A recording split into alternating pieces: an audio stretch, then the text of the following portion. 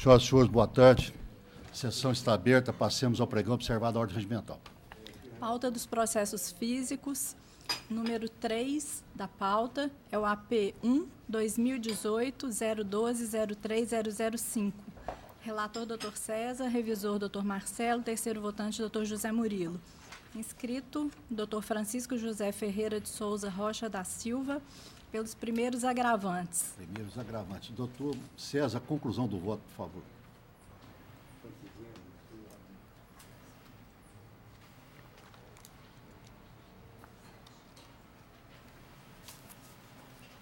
Estou conhecendo e negando provimento. Está conhecendo e negando provimento. Só tem a palavra, doutor.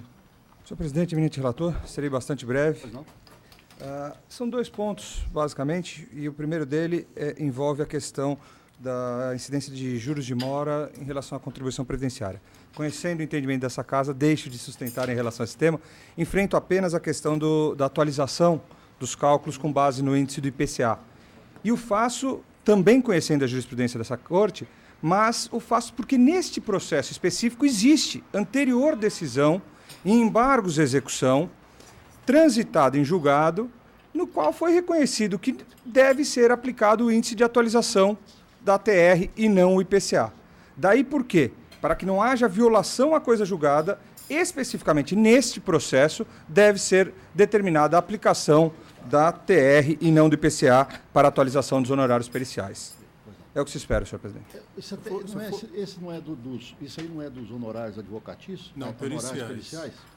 Mas honorários periciais não deve ter tido essa discussão, não. Agora ficou um fato novo. Eu não sei se seria possível pedir vista em mesa.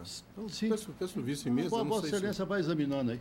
Eu não sei se os físicos... Agora, eu vi mais ou menos o voto, eu me lembro, que parece estar tratando dos honorários periciais. Isso, Se for honorários periciais, talvez não tenha a decisão lá atrás só para os débitos trabalhistas, não deve ter trazado para os honorários. E para os honorários aplica o PCAE. É isso? Isso. Vossa Excelência aproveita, hein? Senhor presidente, até por lealdade, de fato é isso. A decisão anterior não envolveu especificamente os honorários periciais. Ela analisou o débito trabalhista como um todo. Isso. E nós estamos sustentando que atingiria também os honorários periciais. Então, esse aí então não precisa ter vista, né? Uma tem o voto da TVN. Doutor Marcelo, também eu peço vênia, eu também acompanho, nesse caso específico, porque trata-se, né, da correção dos honorários periciais. Não? E sempre teve uma forma diversa de atualização. Sim, sempre teve. Então, esse aí é da pauta física, né? Então, a pauta física não há mais sustentação e não há divergência. Todos os votos, todos os processos foram decididos em conformidade com os votos já registrados eletronicamente. Passemos à pauta eletrônica, mas tem processo adiado, né? Sim. Que tem preferência. Aliás, não, vamos dar preferência. Eu estou lá de São Paulo, né? Paulo. Sim, vamos dar preferência para ele. Pauta dos processos eletrônicos da relatoria do desembargador José Murilo de Moraes, segundo votante, desembargador Anemar Pereira Amaral, terceiro votante, desembargador César Machado.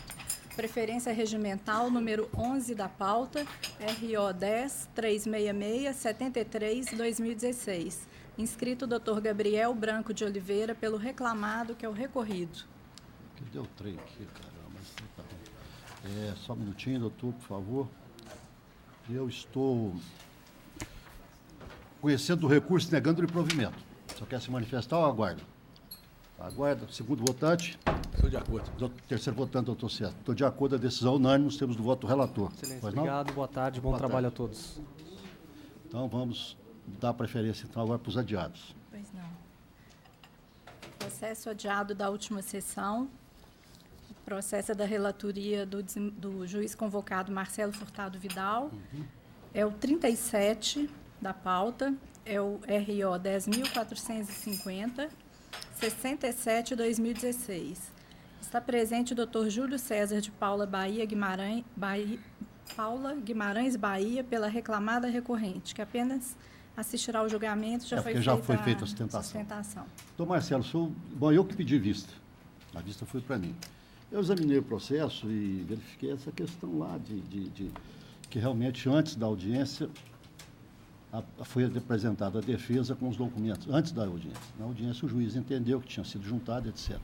Mas tem um problema do PJE lá, que uma coisa é você apresentar o que eles chamam lá de que fica associada ao processo. Eu até botei aspas. Ela não está anexada, ela fica associada. E outra coisa é quando você dá o gravar lá e assina e tal, então ela fica anexada, ela não pode ser retirada e nem alterada. Realmente, na audiência, ela estava só associada. Posteriormente é que ela foi, então, anexada e gravada em definitivo. Eu peço vênia, estou entendendo que ainda mais tratando de PJE, é um erro meramente formal, vamos dizer assim. Na verdade, a defesa foi apresentada a tempo e modo, o documento apresentado a tempo e modo, e de maneira que eu acho que houve um ânimo de defesa evidente, o advogado estava na audiência, foi posto assim. Então, eu acho que essa coisa que eu superaria esse problema, determinaria, anularia a sentença, né, cassaria a sentença, devolvendo os autos ao primeiro grau, para que reabrisse a instrução com observância da sentença e dos documentos que acompanhem, produção das provas necessárias, produzindo-se novo julgamento como se entender de direito. Eu acho que é mais, pelo menos, mais justo. Até porque nós viemos aqui, um exemplo do doutor Marcelo, para retirar um processo de pauta porque está com o número trocado. Essa semana, no meu gabinete, eu tive que dar provimento a uns embargos lá. Eu não sei por que cargas d'água. Num julgamento dos embargos anteriores, a conclusão saiu de um jeito, a fundamentação de outro. A fundamentação não era daquele processo. Não sei como. O negócio, de vez em quando, acontece. Né? Acontece. Então, eu até tive um provimento nesse sentido. Então, eu acho que, por enquanto, ou mesmo ainda, a gente está meio claudicante ainda com esses aspectos e tal. Então, eu estou fugindo, pedindo vênia ao doutor Marcelo e estou fazendo a divergência nesse aspecto. O terceiro votante, quem que é? Doutora Neymar. A doutora Neymar, como é que você está entendendo? Senhor presidente, quando foi instalado o PJE, começou a instalação do PJE, em que o tribunal, todos nós vivenciamos aqui, como foi difícil, até para quem estava implantando o próprio PJE, o tribunal, teve aquele período de vacácio, né, de aplicação, de relevar vários erros, vários equívocos que o próprio sistema impunha a fazer. E eu sempre defendi que era um sistema novo e que a Justiça do Trabalho não podia, para até o advogado ficar simpatizar com o sistema, tinha que ser, ué. Né, que o tribunal tinha que vender esse projeto, né, que hoje está implantado, não tem volta mais. Mas eu sempre pensei da seguinte maneira, para o prejuízo, quando ele é dessa questão aqui, é o prejuízo de natureza processual, né, nós não estamos discutindo aqui, a prova, isso, estamos discutindo aqui, nem necessariamente processual, que não existe um processo, um código de processo judicial eletrônico, né? Mas nós estamos discutindo aqui um procedimento, entendeu? E seria um caso, se fosse atribuir a natureza desse erro, seria um erro improcedendo, nem erro injudicando. Então, isso me chamou muita atenção. E Vossa Excelência me lembrou um caso, eu tive uma situação também aqui, que nós julgamos um processo que era relator na semana, na outra semana o processo voltou a ser julgado, ele foi julgado novamente. Aí a parte veio perguntando qual acórdão que valia, aquele anterior ou esse. Eu falei assim, felizmente era a mesma composição. E o resultado saiu mesmo. O resultado foi o mesmo. Né? Então, quer dizer, eu, com toda a ver, vi que o doutor Marcelo, ele foi com toda a consciência, como sempre, é do seu costume, mas nessa situação aqui eu vou pedir vênia para acompanhar a divergência de Vossa Excelência. O doutor Marcelo mantém a sua posição. Eu recebi o advogado, conversamos, e ele me apresentou um caso paradigma, e eu fui muito transparente. Eu acho que é uma divergência muito grande do caso apresentado paradigma, porque a questão aqui é simples.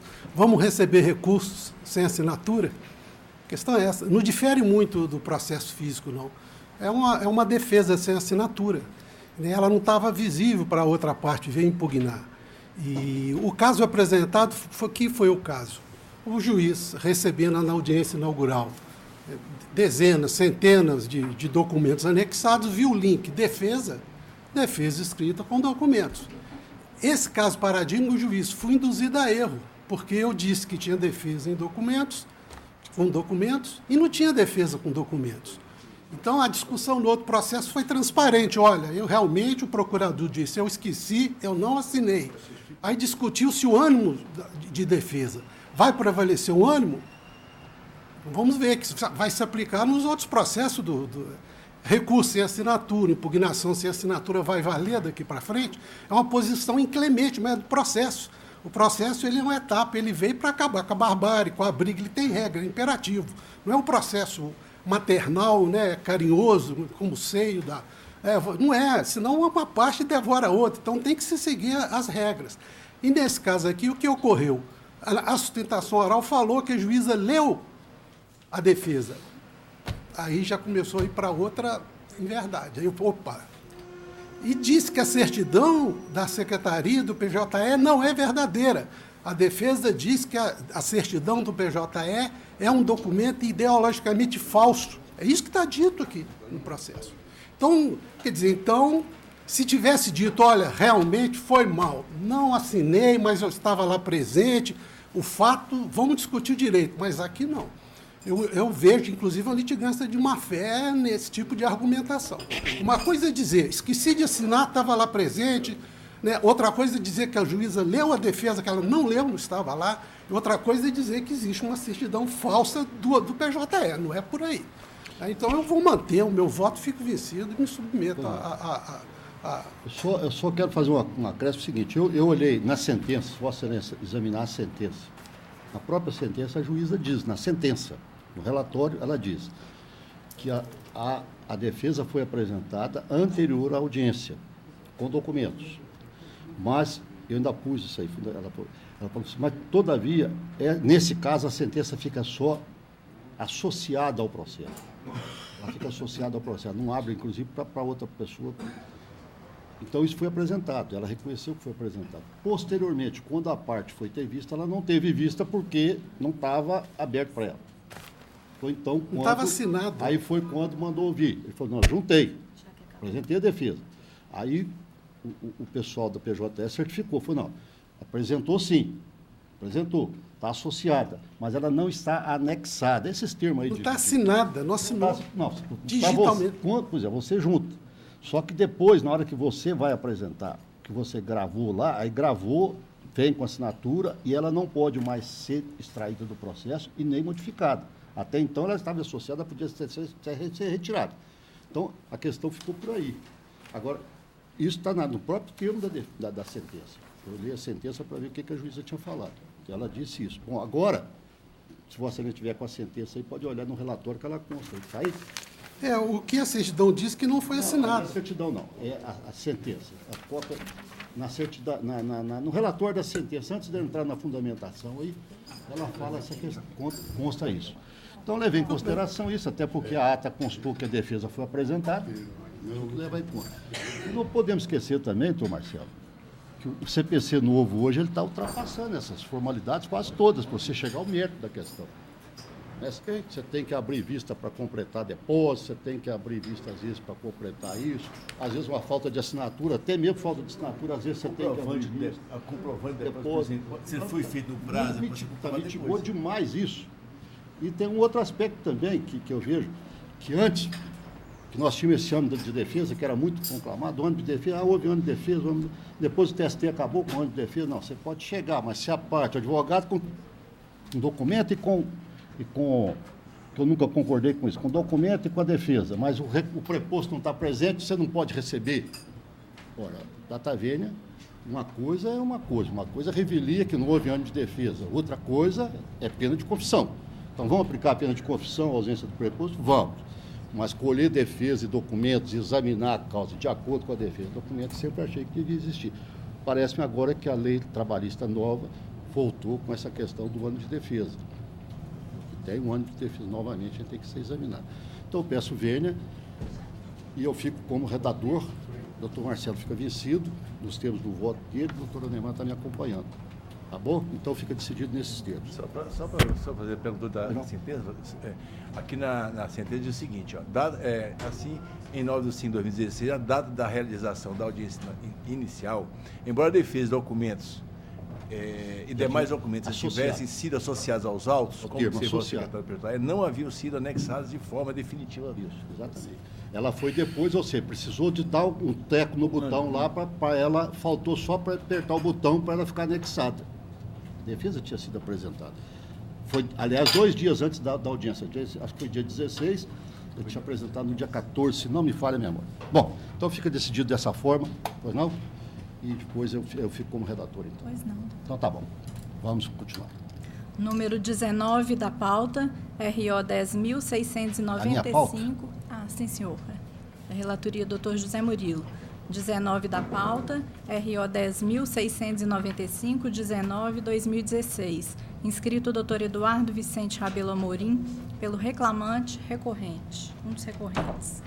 10.695. Marcos Flávio e Banco Santander, Brasil. Sim, senhor. Eu estou conhecendo os recursos do mérito, negando-lhes provimento. O senhor tem a palavra. Senhor presidente, nós esperamos, quanto ao recurso ordinário do reclamante, seja mantida a respeitável decisão. Quanto ao recurso do reclamante, 2 pontos apenas. O primeiro seria com relação à integração dos reflexos das variáveis, uma vez que nós fizemos até a demonstração que o próprio banco fez, aplicou, apurou o reflexo da variável somente no 13º. Fizemos essa demonstração e nas outras parcelas não houve o efetivo pagamento. E o segundo ponto é com relação à majoração da gratificação especial.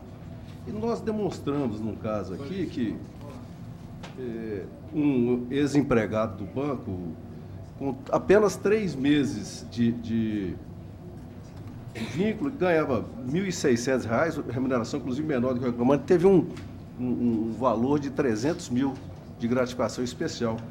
Mas o critério adotado pelo juízo, ele é altamente prejudicial ao reclamante. Então, nesse caso, nós entendemos que aqui, até por atender a essa isonomia que o próprio banco criou, seria o caso de se majorar essa gratificação.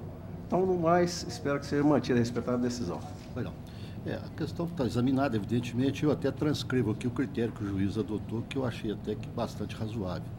E a questão de integração do pagamento, a turma aqui já é matéria definitiva aqui na turma que tem que pagar mesmo. Só o critério, então, que eu estou achando que o critério que o juiz explicitou aqui está razoável. Doutor César, doutor Anemar. Decisão unânime, os teus votos, relator, boa tarde. Obrigado, boa tarde, bom trabalho. Próximo.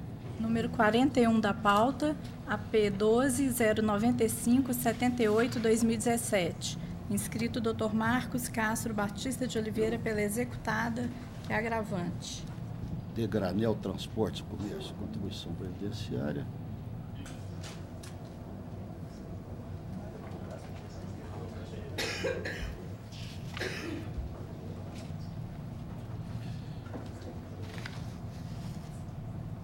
Bom, aqui eu estou questão aqui de honorários periciais, o valor arbitrado está dentro do que a gente fixa, apuração de horas extras também, feriados, reflexo 13º, desoneração da folha, também estou entendendo que aqui não se aplica o caso específico, por causa do tempo do contrato de trabalho do reclamante que se expirou em julho de 2013. Incidência de juros, contribuição previdência é matéria já simulada e pacificada. Então, eu estou conhecendo o agravo e negando o provimento. Só tem a palavra. Senhor presidente, não, eu só vou assistir o julgamento. Pois não. Doutor Anemar, Estou de acordo. Decisão unânime, nos termos do voto do relator. Próximo. Não há mais tentação oral. Não há mais tentação oral na minha sala. Tinha um erro material que eu já corrigi, doutor Anemar me chamou a atenção, eu já corrigi.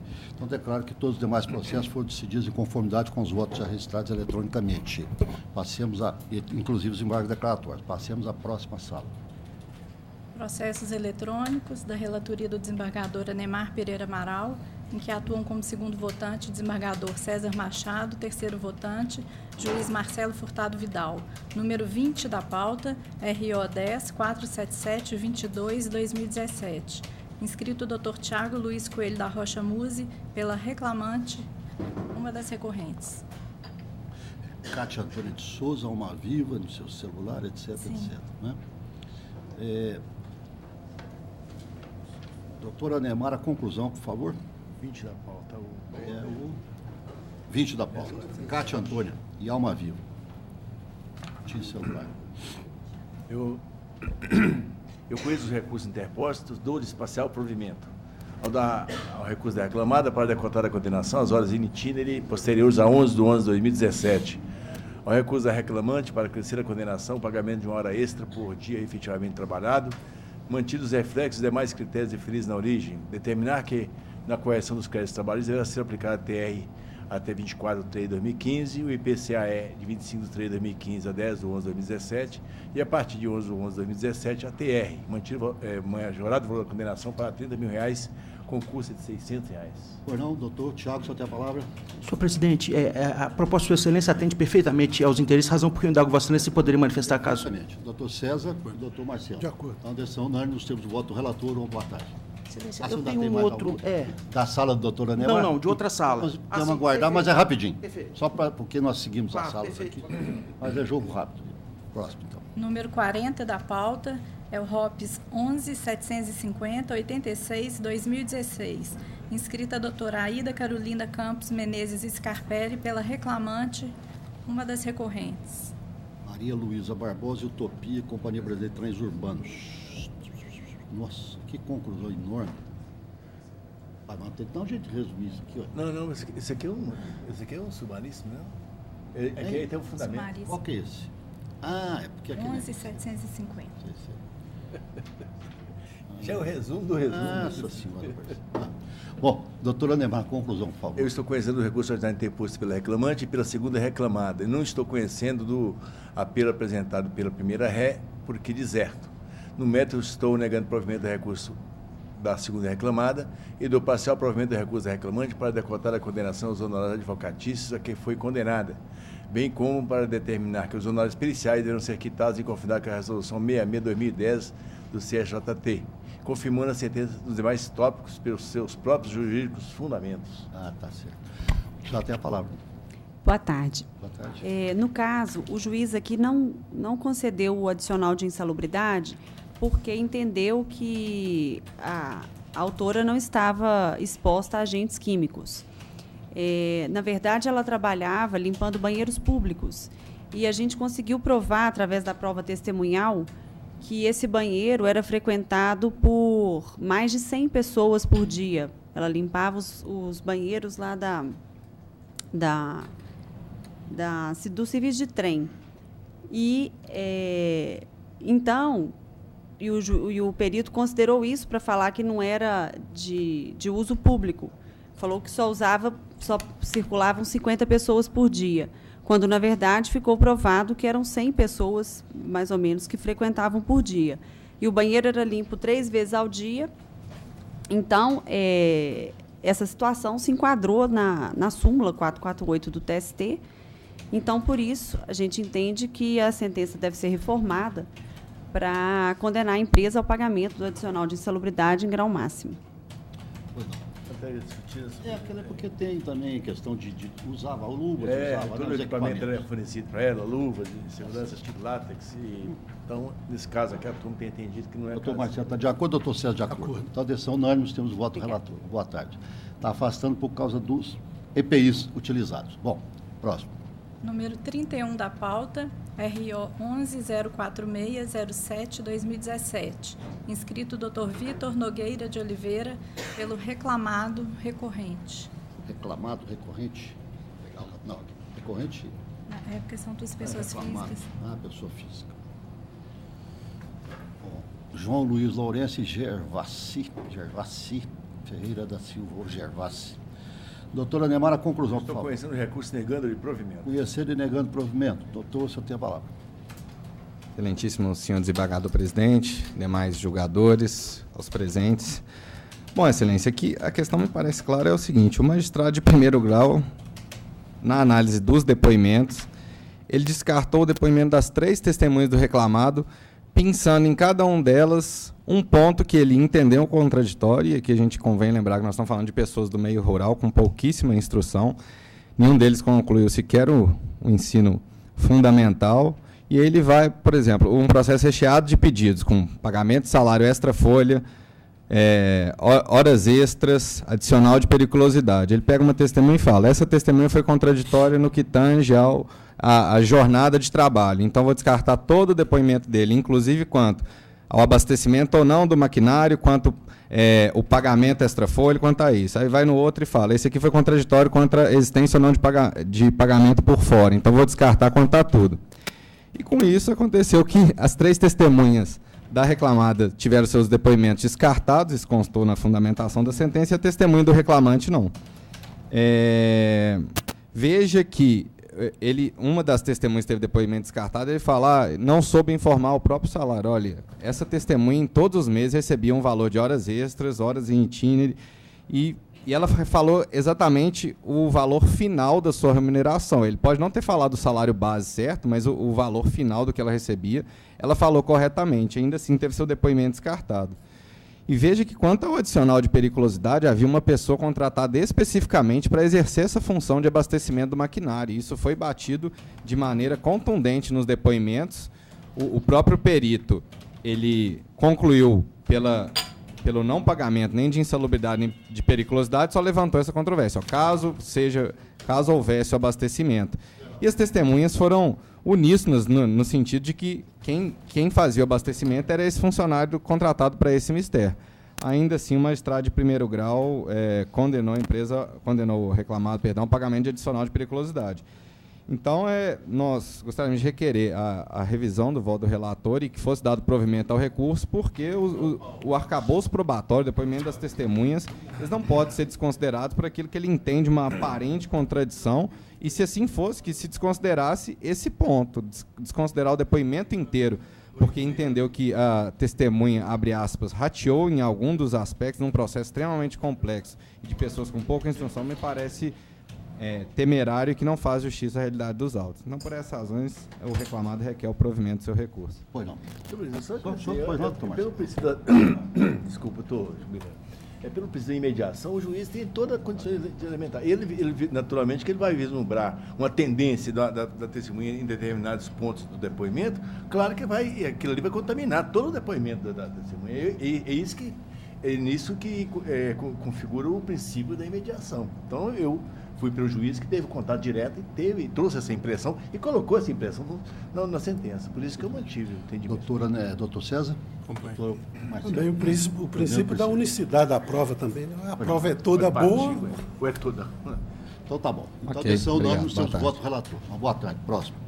Número 15 da pauta é um ROPS 10-244-04-2018. Inscrito Dr. Alisson dos Santos Mendes, pelo reclamado recorrente. Abriu. Coloque isso na pauta. Pois é. Abri aqui. Qual que é esse? 15. É o 10. Só ver o negócio aqui. Deixa eu abrir aqui. 1054. Espeto do Caixote. Limitada. Tamires Maia Silva. 10.244. Dona Neymar, conclusão. Já chegou aí? Eu cheguei, sabe porque eu fiz uma adequação aqui? Talvez por isso, expedição de... tá, já fez a adequação.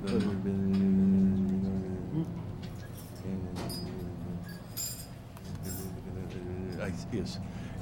Estou conhecendo do recurso de anteposto pela reclamada e pela terceira interessada. Exceto quanto à matéria relacionada com o crime de falso testemunho, em razão da falta de legitimidade da reclamada para postular em nome da testemunha, no caso aqui. E no método estudando parcial, provimento aos recursos, ao da reclamada para condenar a reclamante ao pagamento de honorários advocatícios no importe de 5% do valor atualizado atribuído aos pedidos julgados improcedentes, observado disposto no parágrafo 4 do artigo 791-A da CLT, determinar que a correção dos créditos trabalhistas deve ser aplicada a TR até 24 de 3 de 2015, o IPCA de 25 de 3 de 2015 a 10 de 11 de 2017 e, a partir de 11 de 11 de 2017, volta a aplicar a TR. E ao recurso da terceira interessada, a Tamires Maia Silva, eu estou definindo o benefício da justiça gratuita, decotando a condenação à expedição de ofício ao Ministério Público do Estado para apuração de prática de eventual crime de falsos testemunhos. E estou confirmando, quanto ao mais, a sentença pelos seus próprios jurídicos fundamentos. Estou aqui colhendo a... De acordo. Doutor Marcelo, pois não, sorteia a palavra. Vice-vereador-presidente, boa tarde. Eminente relator, boa tarde. Demais vereadores e autoridades, boa tarde. Caros colegas, boa tarde a todos. Diante do resultado do eminente relator, eu vou sustentar com relação ao vínculo de emprego, que foi mantido pelo ilustre relator. E baseio minha fundamentação no próprio depoimento da reclamante, no qual ela confessa, ao depor em juízo, que não havia, na situação aqui, qualquer tipo de controle de horário por parte da senhora Gabriela, que era sócia da empresa, e ela trabalhava os dias que poderia. Além do mais, tem a situação da empresa. Ela pleiteia o vínculo empregatício com a Espeto do Caixote, que somente foi constituída em novembro de 2017, e ela pleiteia em período anterior, de março de 2016 a abril de 2017. E na época sequer existia a sociedade. E não há que se falar nem sociedade de fato, porque a própria reclamante, no seu depoimento, afirma que na época ela prestou serviço para a senhora Gabriela, o senhor Carlos Eduardo, que é o outro sócio da sociedade, sequer estava no local, trabalhava, tinha qualquer vínculo com a senhora Gabriela. Então eu entendo, data vênia, o entendimento do nobre relator, que se sequer havia sociedade, ainda que informal, sociedade de fato, não tem como reconhecer o vínculo de emprego com a reclamada Espeto do Caixote. E também a reclamante, no período que ela trabalhou para a senhora Gabriela, né, que ela prestou serviço para a senhora Gabriela, ela tinha uma empresa constituída, uma empresa de informática e papelaria. E isso está no documento juntado aos autos da Receita Federal, bem como imagem do seu Facebook, onde ela demonstra sua atividade nessa área. Então, diante disso, a reclamada entende que não há como reconhecer o vínculo no caso em tela e requer a reforma da sentença nesse aspecto. Os fundamentos da sentença e os fundamentos são aqueles, doutor. Tá bem. Doutor César e doutor Marcelo. Estão de acordo? Decisão unânime, temos voto relator. Boa tarde. Obrigado a todos, boa tarde. Boa tarde. Próximo. Número 17 da pauta é um ROPS 10-261-78-2018. Inscrito Dr. Daniel Quintino Tostes Martins, pela reclamada, que é a recorrida. 17. José Lemos e Povó.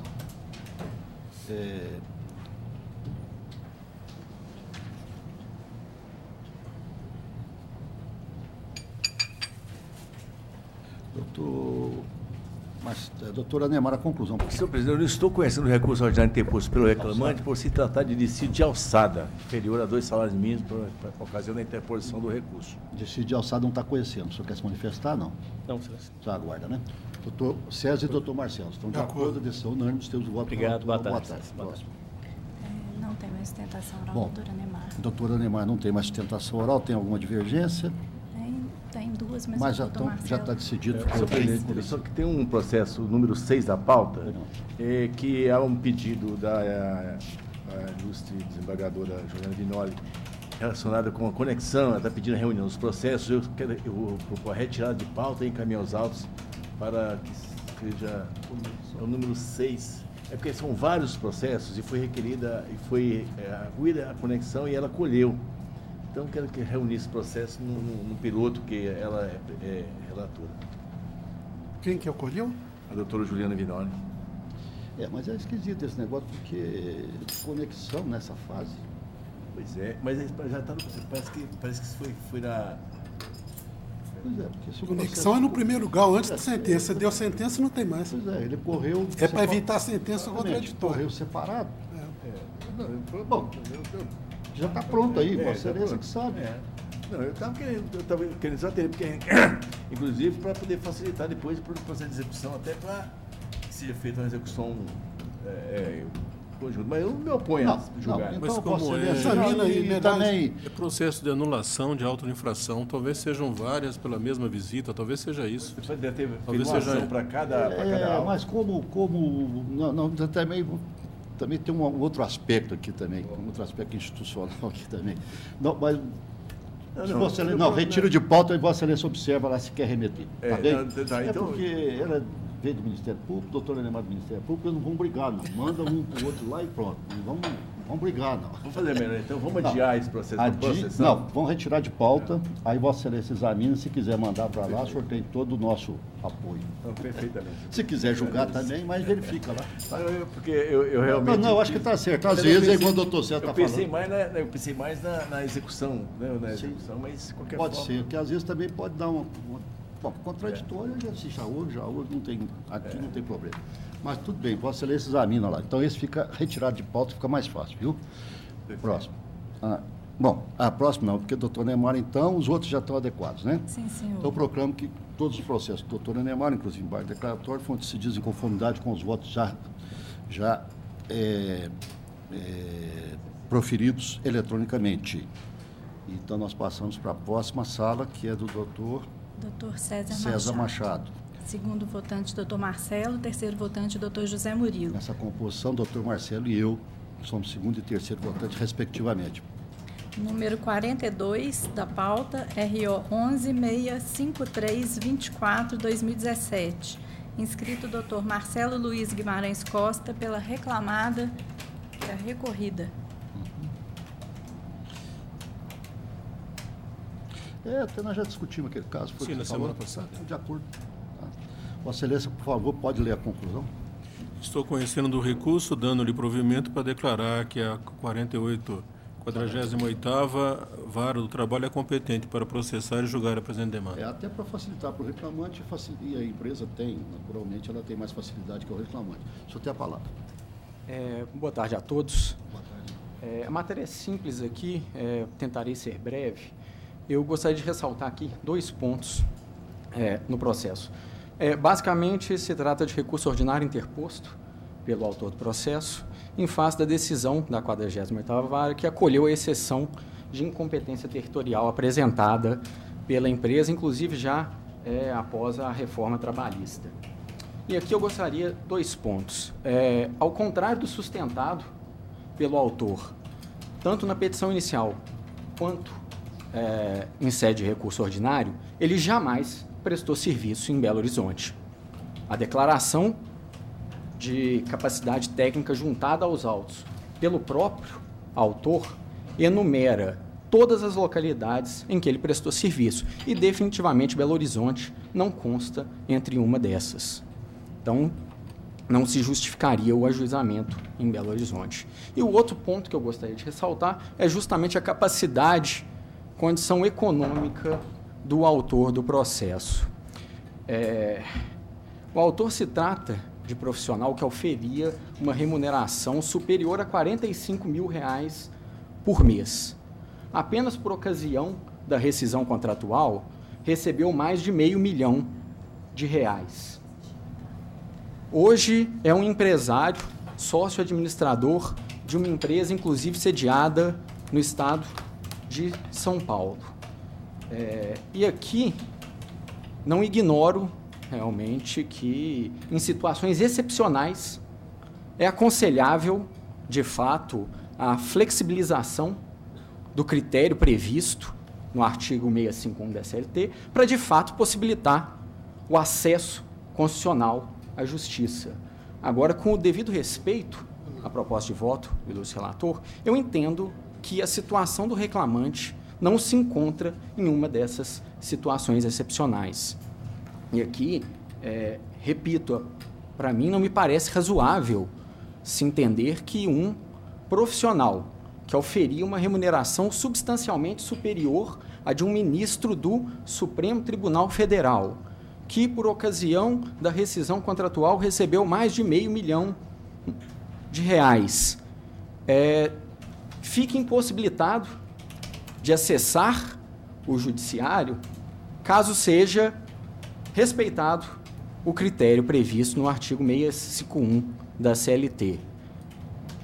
Com devido respeito, aqui me parece uma tentativa do autor, que inclusive dúvida se de fato reside em Belo Horizonte, de escolher o juízo, o tribunal em que deverá tramitar essa reclamatória trabalhista. Por essas razões, peço que inclusive o ilustre relator reconsidere a proposta de voto e seja então negado provimento ao recurso ordinário do autor. Essas informações são todas verídicas, né? Ele trabalhou em dezenas de lugares, inclusive no exterior, Peru e um outro país que agora me esqueci, também recebia tudo isso. O que eu pondero no voto nós vamos encaminhar esse processo para onde? A empresa, me parece que tem sede aqui na cidade. Então nós vamos dar, vamos dizer assim, dar com todo, né, entre aspas, com respeito, vamos dar uma canseira no reclamante e vai virar 6 por meia dúzia, porque nós vamos em Mutum, em Mato Grosso, o processo iria para lá, a empresa pede que seja encaminhado para lá, e lá serão expedidas cartas precatórias. Provavelmente a empresa vai querer até uma carta rogatória. Então nem o contato do juiz com as provas não vai ocorrer, seja em qualquer uma, se não me engano são 22 lugares que ele trabalhou. Em nenhum lugar o juiz vai ter contato com as partes. Então era possível ajuizar a ação em 22 lugares diferentes, né? Então, já que ele mora aqui, a empresa tem sede aqui, serão ouvidas precatórias, qual que é o prejuízo para a empresa? Esse que é o X que eu fiquei imaginando. Qual o prejuízo para a empresa? Como não há prejuízo para ninguém e me pareceu razoável manter aqui. Essa é a linha do voto, né? Com devido respeito à situação oral. De acordo. Eu também estou de acordo nesse caso específico. Compreendi bem a situação, que é só em casos específicos mesmo é que a gente tem adotado esse sistema e tal. Mas esse caso também é um caso, embora não seja por questão econômica, é um caso também sui generis, porque ele trabalhou em vários lugares, ele podia ajuizar a ação em qualquer um desses lugares, né? E como aqui um centro muito maior, a empresa tem escritórios aqui, o sede aqui, o filial aqui, tem facilidade de apresentar defesa aqui, de estar em audiência aqui, o mesmo se acontecendo com o reclamante, então eu acho também razoável mandar esse processo lá para o interior do Mato Grosso, né, e ficar essa encrenca lá, dá até para recorrer aqui, são várias varas, já foi distribuído por uma delas, né, não há como escolher também. E também, o tribunal maior também pode cair em qualquer uma das turmas, o tribunal maior do que lá, qualquer das turmas aqui, acho que até para a empresa até é mais vantajoso. Porque tentação. Dependendo lá, pode cair numa turma lá, aqui pode cair em várias turmas, depende da posição. E de qualquer forma também eu acho que esse processo vai para o TST e, quiçá, para o Supremo. Então, esse segundo grau aqui também não tem muita. Então eu peço vênia da sustentação, eu estou acompanhando. Obrigado a todos, boa tarde. Então a decisão ficou não. Pois não, próximo. Número 7 da pauta é um ROPS 10.254.31/2018. Inscrito Dr. Cristiano Augusto Teixeira Carneiro pela reclamada recorrente. Reclamada recorrente, é só abrir aqui. CRC Engenharia. Engenharia, Renato Esteves. Doutor César, conclusão, por favor. Estou conhecendo, dando provimento parcial para limitar a condenação às horas em itinerário e de transbordo até 10/11/2017. Limitar a condenação quanto ao intervalo intrajornada ao pagamento do período suprimido fixado em 20 minutos com acréscimo de 50% de 11/11/2007 até a dispensa do empregado, tendo essa parcela natureza indenizatória. Já está aplicando a reforma trabalhista. A legislação nova. Você tem a palavra? Era o que eu ia dizer, né? Você já adequou. Já está pronto? Doutor Marcelo, de acordo, eu também estou de acordo, a decisão unânime nos termos do voto. Obrigado, boa tarde. Próximo. Número 10 da pauta é o RO 10.348.72/2017. Inscrito Dr. Ítalo Souza Nicoliello pelo Sindicato Autor, que é o recorrente. Deixa eu ver, sindicato, estabelecimento bancário, sindicato, deixa eu ver aqui. Tá, essa é aquela questão que eu tinha feito observação, o doutor Marcelo fez uma outra, eu acabei acompanhando o doutor Marcelo aí, doutor César. Você Excelência viu aí? Quem que é o relator? Doutor César.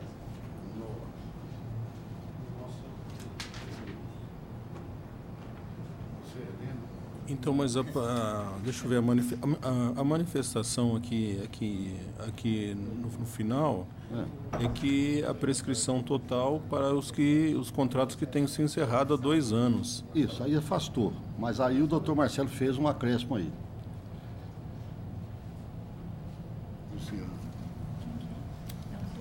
Aí, olha no finalzinho aí.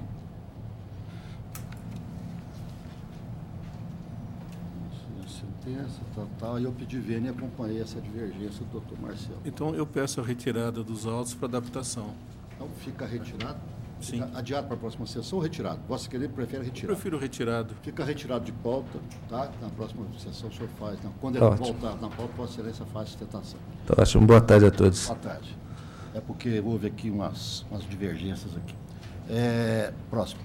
Número 39 é o RO 11.580.35/2016. Inscritos, Dr. Vitor Nogueira de Oliveira, pelos assistentes recorridos Ana Cláudia, Júlio e Nilo de Carvalho.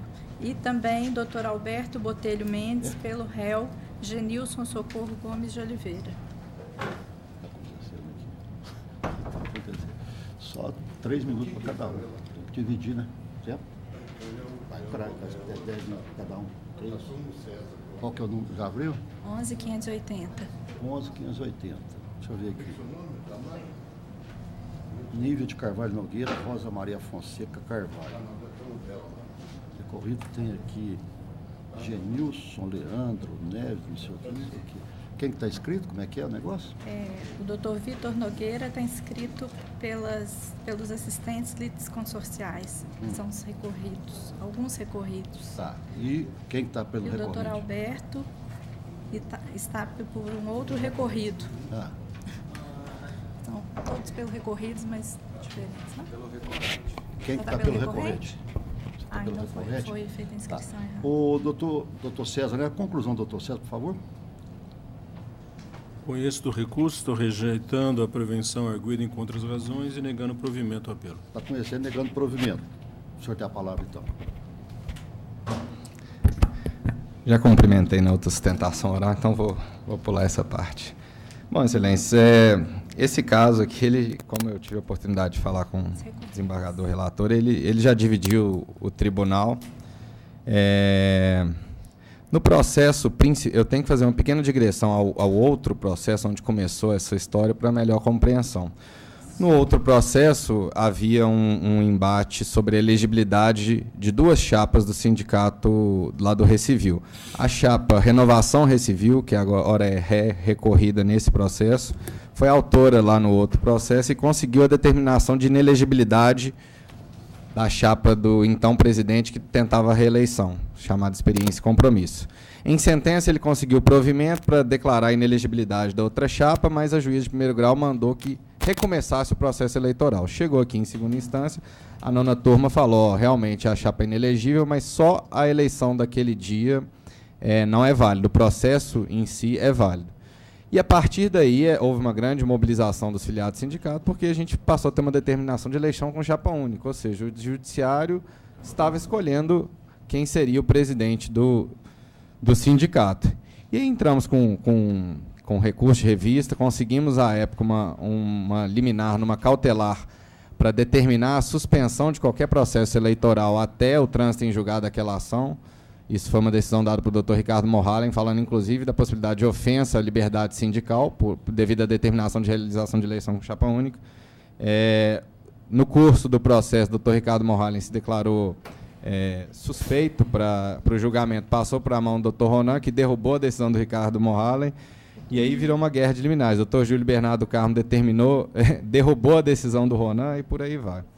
Um outro ponto que é muito dito pelos ex-adversos é que a decisão que na época concedeu liminar neste processo para não realização de eleição é que essa ação violaria o que foi decidido no outro processo, não é verdade? No outro processo discutiu-se a inelegibilidade da chapa Experiência e Compromisso. Aqui a gente está discutindo a inelegibilidade da chapa Renovação Recivil. Bom, no outro processo, eles conseguiram a inelegibilidade da outra chapa por argumento de incompletude, porque o presidente não tinha condições de elegibilidade. E aqui, um membro da chapa não é mais da categoria. E o estatuto é muito claro que o direito de votar e ser votado é só para filiados ao sindicato. Além disso, no curso desse processo, mais 2 membros da categoria mais 2 membros da chapa deixaram de ser membros da categoria. Então, a chapa que já estava esfacelada pela ausência de 1, agora está esfacelada pela ausência de 3. O juiz de primeiro grau ele fundamentou a sentença usando um artigo do estatuto que diz: na vacância de qualquer cargo da diretoria executiva será nomeado pelo presidente, por deliberação da reunião mensal, o respectivo substituto dentre os membros do corpo de suplente. Eu pergunto, que presidente, se o sindicato está sendo coordenado por uma junta de interventores? Então, um candidato a presidente, ele pode determinar um suplente? Não teve eleição ainda. Como é que vamos invocar um estatuto que fala em presidente, diretoria executiva e reunião mensal? Nada disso está acontecendo porque o sindicato está sendo coordenado por uma junta de interventores. Atento à delicadeza desse caso, o TST ele determinou que fosse suspenso qualquer processo eleitoral, isso deve ter 1 mês e meio, 2 meses no máximo, durante um prazo de 1 ano ou até o trânsito em julgado dessa ação aqui, para que melhor fosse analisada a questão. Então, assim, independente, ainda que prevaleça o voto excelentíssimo desembargador relator, não vamos poder ter eleição, porque o TST, talvez atento à questão da violação da liberdade sindical, determinou a suspensão de qualquer processo eleitoral. Então, assim, o sindicato está há muito tempo sem representatividade, está lá com uma junta de interventores.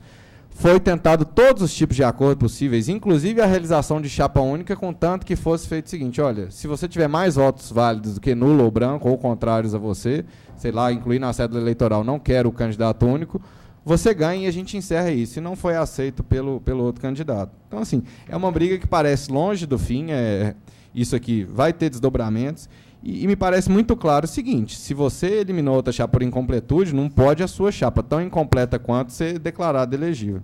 Então, por todas essas razões e pela relevância que esse caso tem, pelos desdobramentos que a gente ainda vislumbra, a gente pede ao ilustre desembargador relator que reveja a sua proposta de voto e aos demais que dê provimento ao recurso ordinário.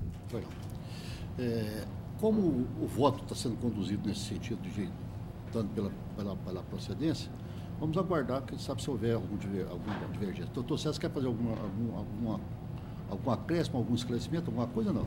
Eu acho que nem seria necessário, mas, enfim, né? o voto está encaminhando pela liberdade sindical. Porque nós temos uma decisão anterior que determinou que fosse feita a eleição. Só que como as coisas demoram um pouco, a hora que chegou, a vida não espera, né? E uma pessoa que acho que fez concurso para outro cartório, parece que foi isso, né? Foi para outro estado. Eu acho que vai ser meio difícil, porque entre a inscrição e depois de 2 anos vai ter eleição, vai acontecer alguma coisa com alguém, né? Não é? Então, estou tentando aproveitar aqui o que o Estatuto diz. Então, o Estatuto que fala. Então, o Estatuto é antigo e não tem essas previsões todas, mas a linha central vai encaminhando. Nós temos que fazer uma eleição, vamos seguir a liberdade sindical, o Estatuto que manda aqui, vamos preservar um devido processo legal, seguindo o Estatuto e tentando aproveitar. É essa a conclusão que eu cheguei. Doutor Marcelo? De acordo. Eu também estou de acordo, então fica prejudicada a sustentação. Uma boa tarde para os senhores, viu? Próximo. Número 15 da pauta, RO 10-609-07-2017.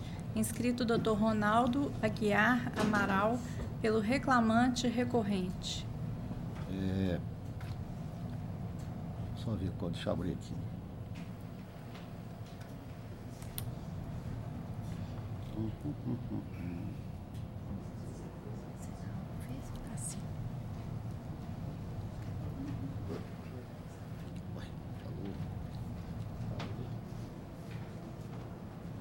Agora abriu. Drogaria Araújo, Elias Florentino, né? Doutor César, conclusão, por favor.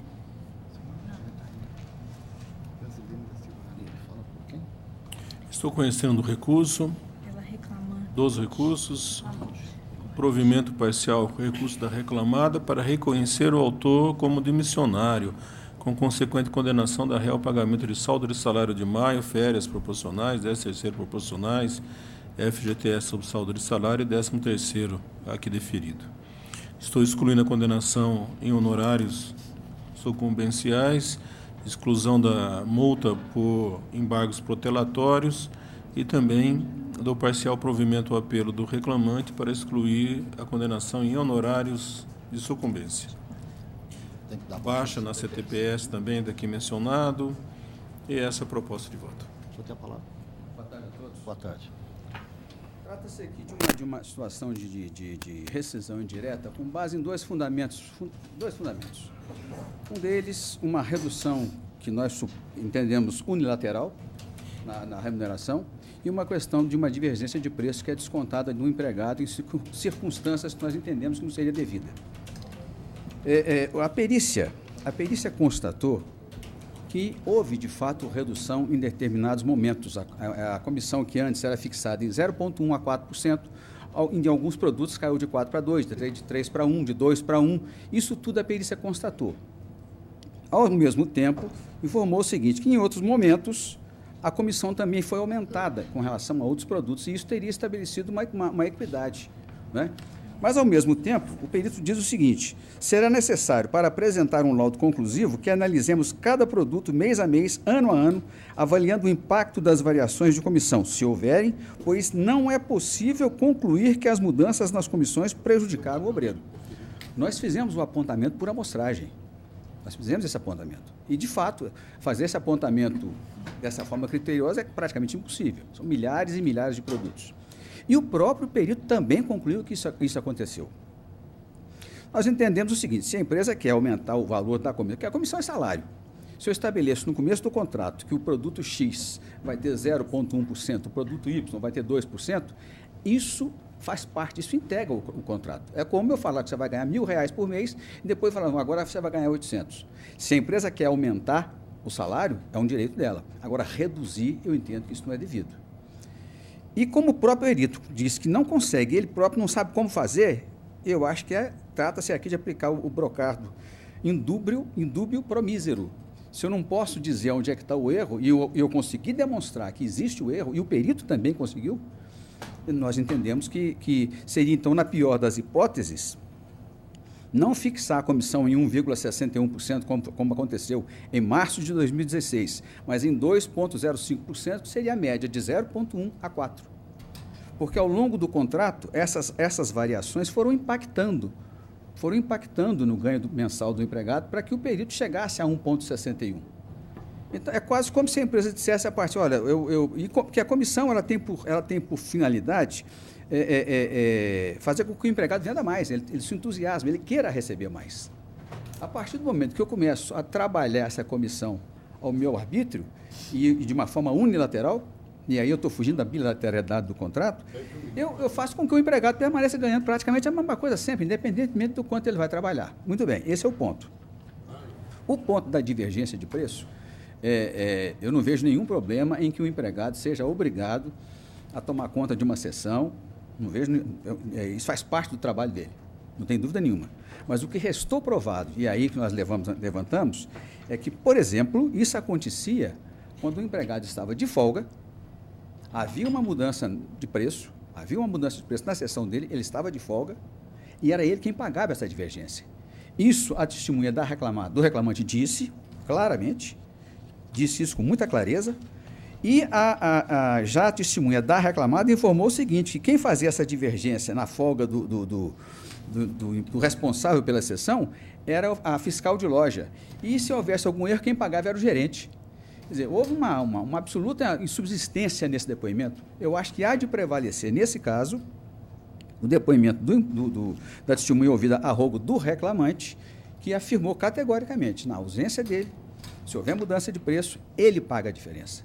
Então, por essa razão, eu discordo parcialmente do voto do relator e peço pelo provimento integral do recurso do reclamante. Pois não, tem inscrição pela reclamada, não, né? Não? Eu tenho recebido, não. Doutor Marcelo? Estou de acordo com o relator. Está de acordo, eu também peço vênito da sustentação, estou acompanhando o relator pelos fatos expostos aqui no voto dele, que o senhor vai tomar conhecimento. Obrigado. Boa tarde. Próximo. 3 da pauta, RO 10 e 5702-2016. Inscrita a doutora Francislene da Silva Rabelo, pela reclamada recorrente. Número 3 da pauta, 10.057. 3 da pauta. Doutor César, conclusão, por favor.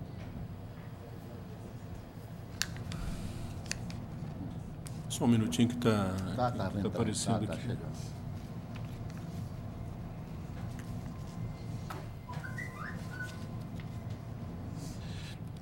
Vix Logística, né? Correto. Logística e Ronaldo. Rosentini.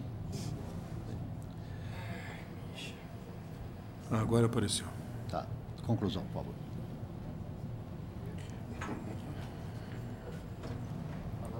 Conclusão, estou conhecendo do recurso, exceto no tópico imposto de renda Estou provendo parcialmente ao apelo para excluir a condenação da reclamada ao pagamento dos minutos residuais e reduzindo os honorários para R$ 1.500. É a proposta de voto. Só tem a palavra, quer se manifestar? Obrigada. Boa tarde a todos. Eu vou tratar da Horas Intine, que vocês estão cansados de abordar aqui diariamente. A juíza, ela fundamentou a decisão dela na súmula 90 TST, que trata de horas intine. Entretanto, o laudo pericial, que ela também usou como fundamento, ele é claro ao dizer que há uma insuficiência do transporte em algumas ocasiões, que são alguns horários de entrada e saída e em relação em alguns turnos e um trecho do percurso, que é da Vila Samarco à Mina Alegria. Então, volto a frisar. O inciso 3º diz que as horas insuficiência não caracteriza horas intínere. E o laudo ele diz claramente, insuficiência. A empresa fornecia e continua fornecendo transporte, e a finalidade é tão somente comodidade. O empregado ele tinha a opção de escolher ir pelo transporte público, tanto que nós juntamos nos autos a renúncia dele ao Vale Transporte. Então, eu queria pedir, data vênia, que uma reanálise do laudo pericial no que tange a esse assunto. Tá.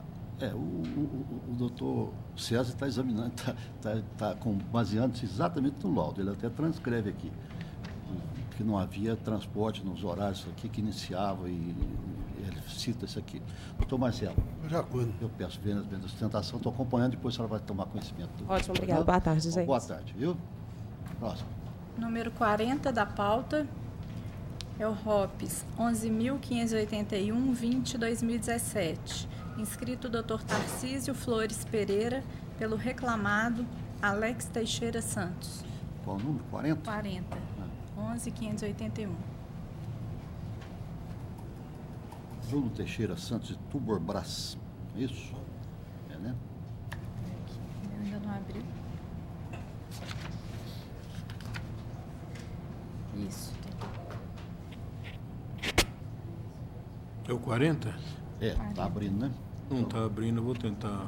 Cliquei aqui, vamos ver agora. É o Bruno e o Tuborbras. Turbobras. Então, por favor, a conclusão do voto. Conclusão do voto. Conhecendo do recurso, rejeitando a preliminar, provendo parcialmente o apelo para excluir a condenação do reclamante ao pagamento dos honorários advocatícios. Provimento apenas para excluir a condenação do reclamante ao pagamento dos honorários advocatícios. Doutor Tarcísio, só tem a palavra. Boa tarde. Cumprimentar a igreja, a Câmara, turma, né? E representante do Ministério Público, faço a conclusão do voto. A não ser que haja uma postura de divergência. Pois não. Nada acrescento. Estou de acordo? Está de acordo, eu também estou de acordo, a decisão unânime. Então, uma boa tarde, prazer revê-lo. Próximo. Número 37 da pauta é o RO 11.545-42-2016.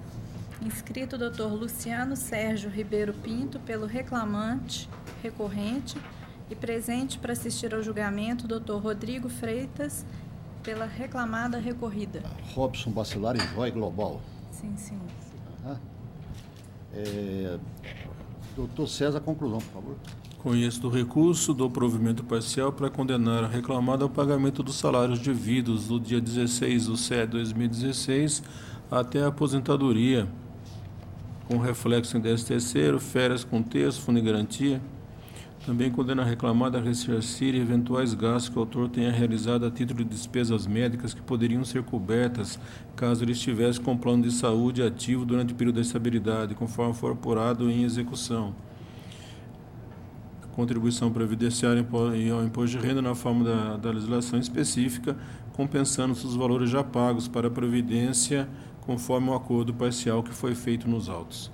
Essa é a proposta de voto. O senhor quer se manifestar ou aguarda? Só tem que aguardar. Doutor Marcelo? De acordo. Também estou de acordo, a decisão unânime nos termos do voto. Só tem que agradecer essa turma por isso. Boa tarde. Fez justiça. Boa tarde. Obrigado. Próximo. próximo, o doutor Carlos apenas assistirá ao julgamento, é o número 26 da pauta. 26. Tá bom, né? Prazer revê-lo. AP 11.078, 96/2015. 26 da pauta, Ronaldo Venceslau, Vicente Paulo Castro Amaro. Doutor César, conclusão, por favor.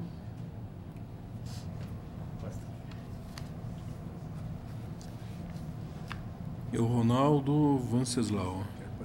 Sim, senhor. Aí vamos ver. Vicente. Não estou conhecendo do agravo interposto pelo executado Vicente de Paulo. Conheço do agravo interposto pelo exequente. No mérito, nego provimento ao recurso, mantendo a sentença pelos seus próprios fundamentos. Mantendo a decisão pelos próprios fundamentos. Tem mais algum?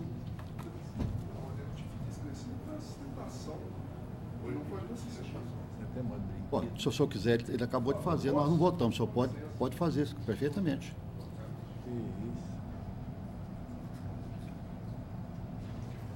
Desculpa, José Maria. Não, o que vai fazer? Ele está aqui, ainda tem tempo. Tempo pode. Assistir. Foi Foi anotado para mim como assistir. Ah, sim, porque foi anotado que era só para assistir, mas pode fazer perfeitamente. Boa tarde. O senhor ouviu a conclusão? Não vou repetir para o senhor. Então, por favor. Doutor César está não conhecendo o agravo interposto pelo executado Vicente Paulo de Castro Amado, conhecendo o agravo de petição interposto pelo exequente, no mérito negando-lhe provimento, mantendo a decisão pelos próprios fundamentos. Por então, tem a palavra. Boa tarde, senhor presidente, doutor desembargador César Machado, demais desembargadores aqui presentes, advogados e colegas. Primeiramente, eu queria só ressaltar, porque no agravo do terceiro executado, eu fiz um requerimento que, caso ele não fosse conhecido, o juiz ele fez quando ele sentenciou, deixa eu só dar uma olhadinha aqui, só um minuto. Ele deu uma sentença e falou, caso o executado insistisse em continuar protelando o desfecho da presente execução, seria aplicada nova medida de caráter pedagógico. Então, por entender até que por esse agravo de petição dele ser intempestivo, além de tudo, se caberia, né, até pela questão de celeridade processual, não ter que voltar para o juiz de primeira instância para depois poder agravar e decidir na turma, se há um entendimento de uma nova aplicação de multa nesse sentido, porque está nítido, comprovado que ele protelou novamente. E o juiz no ID, se eu não me engano, me permitam, A96CB2F, ele foi explícito e cristalino ao decidir isso. Né, nesse sentido. Então, assim, o agravado aqui, nesse sentido, né, requer uma análise nesse sentido, da possibilidade de uma aplicação de uma nova multa de caráter pedagógico, né, porque está claro a intenção da continuidade de protelar os autos. Mais alguma coisa? Só isso? Nesse sim. Agora, em relação ao agravo do Ronaldo, que é o meu cliente, eu gostaria de peço vênia ao nobre relator e para uma reanálise no sentido de que, se Vossas Excelências analisarem o caso em concreto, nós estamos falando de verbas rescisórias. Não tem nenhum pedido extraordinário, milaborante, não tem nenhum dinossauro criado aqui. É um motoboy, trabalhou nessa empresa durante alguns anos, prestou o serviço, a CLT já tinha sofrido alteração do adicional de periculosidade também. Então, basicamente, o pedido foi adicional de periculosidade e as verbas rescisórias. O agravante, no caso, firmou acordos com o agravado. O agravado, eu, pessoalmente, apertei a mão dele mais de uma vez em audiências, que firmamos mais de um acordo. Nenhum acordo foi cumprido.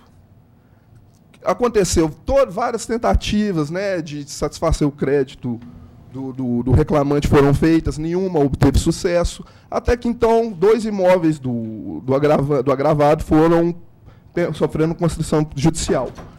Nisso, não me falha a memória, mas não me engano, foi outubro do ano passado, eu posso até verificar aqui o ID para Vossa Excelência, o juiz autorizou a remissão, porque pelo simples ato, que o artigo 903 do CPC, ele é claro no seu caput, que fala que para o ato jurídico ser perfeito, a arrematação deve contar a assinatura do juiz, do leiloeiro e do arrematante. O único fato que não aconteceu foi a assinatura do juiz. É uma mera formalidade, sim, mas está escrito no CPC. Então, por não ter essa formalidade sido preenchida, o juiz requereu, autorizou a remissão. Ou seja, se ele remiu, o bem não foi arrematado. E isso foi em outubro. Ele teve um prazo que ainda entraram o recesso forense de janeiro até o início de fevereiro para remir a dívida. Ele não remiu. Ele não pagou essa dívida. Então, ou seja, outra oportunidade foi dada para ele e outra multa foi aplicada. E na segunda multa, o juiz foi bem específico, o valor do bem. E eu faço uma pergunta a Vossas Excelências, até por uma questão de locução verbal, que caberia a mim embargar de declaração, conforme o juiz sentenciante falou aí. É uma questão de interpretação. Né? Uma questão de interpretação. Então, se é que há uma questão de interpretação no caso, vamos interpretar de acordo com a lei. O parágrafo 6º diz, o juiz, ele é só, peço vendo, só para eu ler o parágrafo 6º aqui. Não me lembro de cabeça o final dele. Considera-se ato atentatório à dignidade da justiça a suscitação infundada de vício com o objetivo de ensejar a desistância do arrematante, devendo o suscitante ser condenado sem prejuízo da responsabilidade por perdas e danos ao pagamento de multa a ser fixado pelo juiz e devida ao exequente em montante não superior em valor atualizado a 20% do valor atualizado do bem. Então, eu faço uma pergunta para vocês, excelências.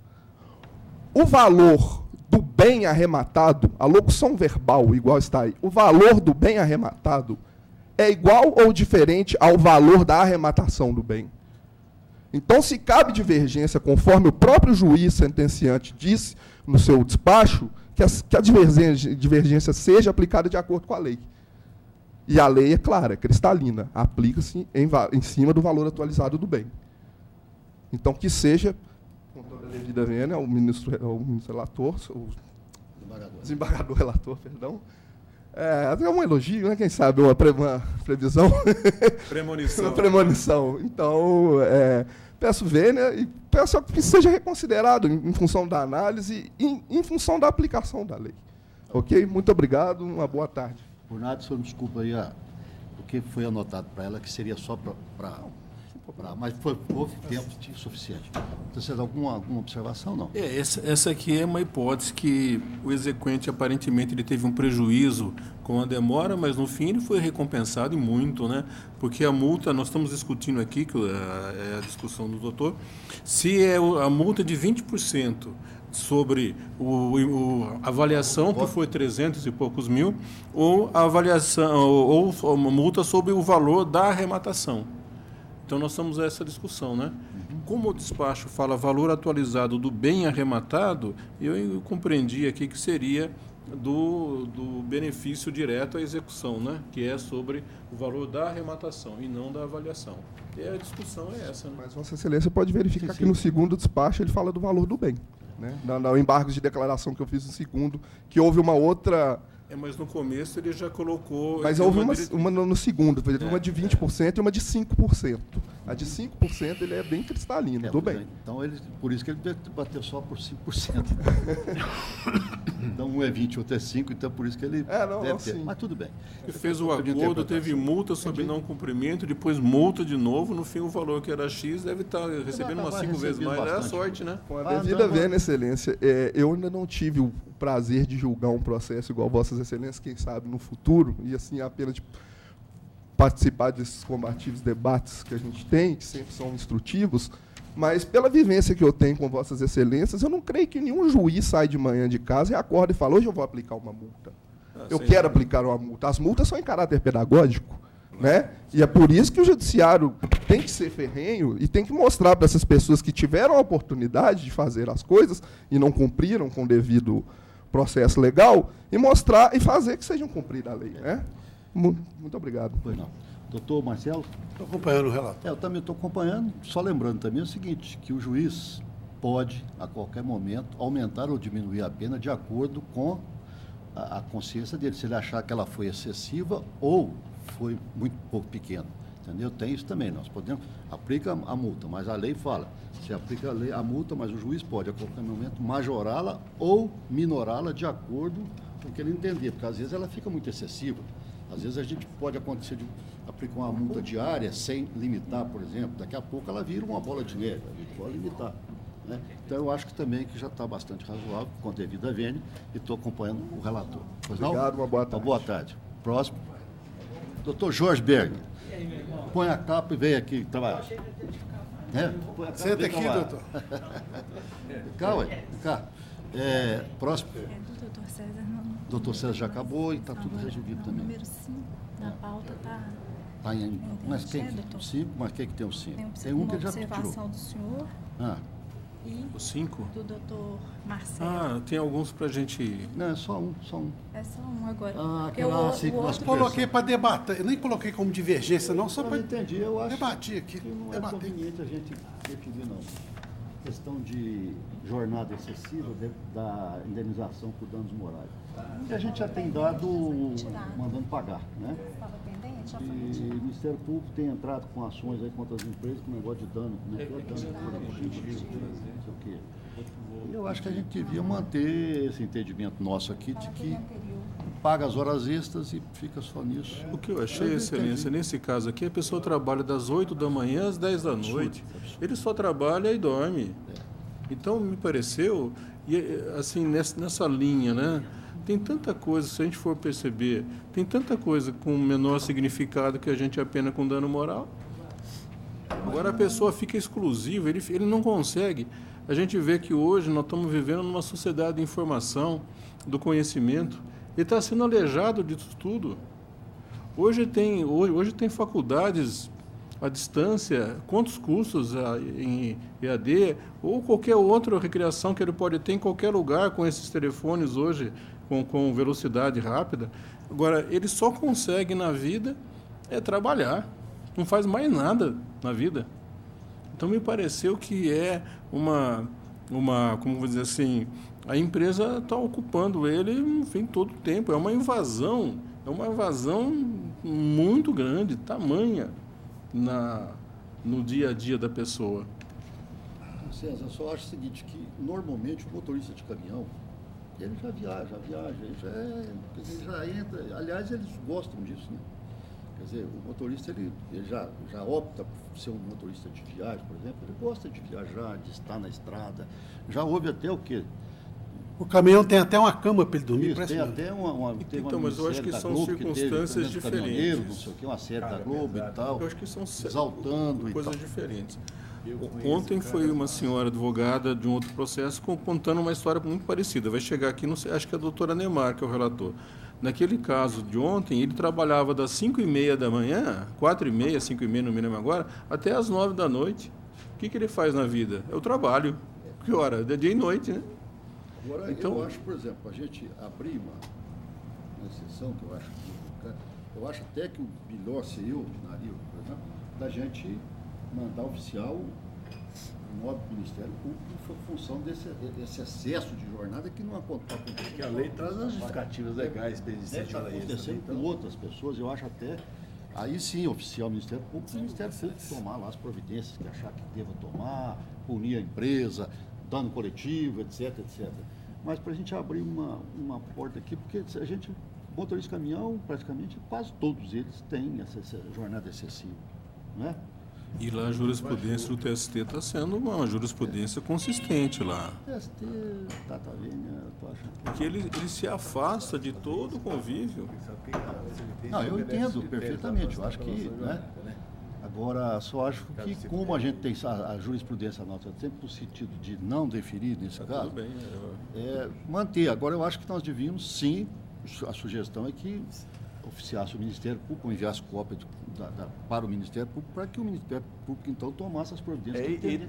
Eu não coloquei em termos de divergência, porque foi só para a gente debater mesmo, porque o período que eu tive aqui o ano passado, foi um ano, né, julgamos muitas ações de caminhão, então ficava na condenação das horas extras, viu também que, é da própria atividade. Sai daqui e vai para Belém do Pará, não tem como, ele vai Eu também não fiz divergência, fui só indenização, vamos ver, exatamente para discutir. Eu acho até a questão da reparação, porque essa reparação, a reparação individual, ela não traz um caráter pedagógico. O interessante é que traz um caráter pedagógico. Agora, a reparação quando é no âmbito coletivo, eu acho que tem uma... Aí a empresa se adequa ao marco-dia, né?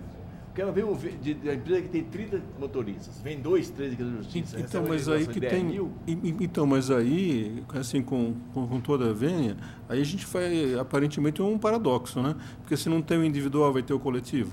Pois é, mas eu não digo que, no caso, o Ministério Público vai propor alguma questão relacionada com dano moral. Porque o dano moral é que eu não vejo. Porque o dano moral, com toda vênia, com toda, naturalmente, respeito, mas o dano moral é aquilo que os autores aí definem como aquela questão íntima, aquela afetação que coloca a situação com uma baixa autoestima, etc. e tal. Mas então, é o caso. Agora o cidadão ele vai estar cansado, ele vai estar estressado, mas no aspecto moral mesmo, eu acho que é mais difícil. E às vezes agora lá, aqui ele recebe a reparação material. E lá no âmbito do Ministério Público, o Ministério Público não procura multa, não procura, vai procurar a adequação à lei. Ou seja, a CLT determina as situações em que há a possibilidade de pedir, de exigir a jornada que supera as 2 diárias, né? Caso de força maior, caso de sei lá, as várias situações que a lei, aquelas autorizações prévias, né? Então é o seguinte, o Ministério Público tem condições de examinar isso no âmbito coletivo. Agora nós aqui vamos examinar no âmbito individual. O que nós temos que condenar materialmente? Pagar. E moralmente. Aí nós vamos ter que ver como é não classificar uma situação. O doutor Marcelo também falou uma coisa. Às vezes o camarada vai sair de São Paulo para Natal. Como é que ele vai fazer? Ele vai ficar mas eu acho que é isso. A questão que eu gostaria de ponderar é a indenização pelo fato da profissão. Eu acho que não existe dano moral pelo fato da profissão. Meu pai era bancário, nunca passou ano novo com a gente, tinha que fazer balanço. Podia pedir dano moral, porque o banco faz balanço dia 31, então ele ficava fazendo balanço e a família é longe. Quer dizer, o caminhoneiro sai daqui, vai lá para longe viajar, não existe outra forma, sabe? Eu tenho essas dúvidas, sabe? Ele vai fazer uma jornada desumana, vai dormir no meio do caminho, é o fato da profissão. O aeronauta que viaja, o médico que tem problema de, enfim... Eu acho que é um pouquinho diferente. Porque vamos pensar assim, um balanço de fim de ano não tem nem a potencialidade para... Eu sei, mas são peculiaridades, né? Agora, a questão específica, eu nem falo especificamente de forma de motorista, mas claro que ele tem as contingências próprias. Ele vai daqui, lá em Uberlândia, que eu tinha experiência, lá só tem atacadistas, as pessoas muitas vezes ficavam 15 dias viajando. Uma coisa é se ficar na estrada 15 dias pela própria natureza das coisas. Agora, aqui, esse dano que eles falam que é dano existencial, é o que ele faz com o tempo. É o nosso bem mais precioso, é o tempo. Então, a pessoa que está lá, seja onde for, ele tem um direito, imagino, que das 7 da noite às 10, ele pode fazer uma faculdade. É online. Ele está lá com o seu smartphone, ele fica assistindo alguma coisa. O que ele faz do tempo, esse que é o X, no meu ponto de vista. O que ele faz com o tempo, um tempo de lazer. O que ele tem na vida é o tempo, nós temos o tempo de vida. Esse tempo de vida fica exclusivamente das 8 da manhã às 10 da noite. Exclusivamente ao trabalho. O que ele faz com o tempo de vida? Tem um outro aspecto, né, doutor? Nós estamos sentindo uma dor que nem ele sente, tem esse detalhe também. Não, e tem outra questão que eu estou achando também. Que, veja bem, o camarada ele não é obrigado a trabalhar para essa empresa. Se ele está achando que o tempo dele está sendo diminuído, ele pode sair. Pode pedir demissão e sair trabalhando em outra empresa. Pode ser trabalhar esse tempo. A responsabilidade. Outra coisa também, eu acho que a gente tem que olhar também os dois lados, né? Que muitas vezes também o sujeito chega aqui e fala que trabalha 24 horas por dia, que não descansa. Na verdade, não é isso. Mas aqui a prova são 14 horas por dia. Eu acho que isso aí, o mais, com a devida vênia, doutor, você acha que o mais razoável, sensato, é mesmo enviar para o Ministério para ele apurar se essa empresa está abusando. Se estiver abusando... Não, mas está 14 horas? Pois é. De 8 às 22? Com outros empregados, etc. Né? E depende também, porque às vezes a gente pega, por exemplo, um exemplo aqui, transporte escolar. Às vezes o cara, 6 horas da manhã, ele sai de casa para pegar o aluno, levar o aluno na escola e fica parado na porta da escola até às 11. Quer dizer, ele está à disposição do empregador, mas nem por isso ele está trabalhando, ou ele está à disposição, mas às vezes ele pode ali fazer, disponibilizar do tempo dele ali à vontade, mas está lá. Então, mas não sabe. Não entendi. Uma coisa é às 6 da manhã, às 11 da manhã. Não, né? às 11, depois ele volta às 13 e fica até às 17. E até às 17. 17, então das 5 às 18, 17, tudo bem. 20, 18 até, quer dizer, ele fica no horário comercial praticamente. Das 5 da manhã às 18 horas é tranquilo. Agora, de manhã, tarde e noite? Bom. Eles vão fazer adaptação? Mas aí o doutor César fica... Eu fico vencido, eu faço adaptação. E o Doravante, eu vou fazer oficial do Ministério Público. E nós vamos, que determinou que o ofício do Ministério Público enviando cópia da decisão para os devidos fins, que aí o Ministério Público sabe o que ele faz lá. Ok? Então, é esse que tinha para discutir. Os outros estão... Tem mais um, né? Então, tem um que tinha que discutir, não. Teve aquele que ele tirou para fazer adequação. Aquele Aí depois eu preciso um esclarecimento daquele outro. O Marcelo até colocou lá uma observação. Mas eu não consegui, assim, eu não consegui... sim, mas tem lá a observação dele, a razão, que ali foi porque nós estamos mantendo a sentença. É o fundamento da sentença, porque... Então, mas eu rejeito a prescrição... A prescrição nós estamos afastando, do jeito da sentença. Então, mas individualmente, pelo menos os meus votos que têm sido acolhidos, nós estamos dando uma indenização para as pessoas. Aquele premiação do banco, aos 30 anos de serviço. Não, isso nós estamos dando. Então, mas o que ele pede de forma coletiva. Não, mas aqui o que ele está pedindo, o que é isso? Não, nós estamos, acho que é outro caso. Né? Lá é um plano de cargo e salário de uma revista de direitos, recursos humanos, é esse que nós estamos falando? Então, mas a gente está eu me enganei. É outro caso. Aquele do banco, o banco pagar aquela gratificação, até hoje nós julgamos um caso. Isso. O juiz até fez uma... Espera só um pouquinho. Só que foi retirado de pauta. Mas eu acho que... Tá. Eu vou retirar de pauta, então eu faço... Acho que é o 348. O 10348. Então, isso aqui, eu mantenho a prescrição, mas no mérito... vai manter alteração. Isso, vai do jeito da sentença. Foi retirado. Foi esse. Aquele. Está ótimo. Esse outro, então, Aquele outro. Número 5. Esse tem um outro aqui do correspondente bancário que o Marcelo está ficando vencido. Sim. Tá? O detalhe é que isso aqui é que a mocinha não trabalhava. Ela era a empregadora. A pessoa jurídica era ela.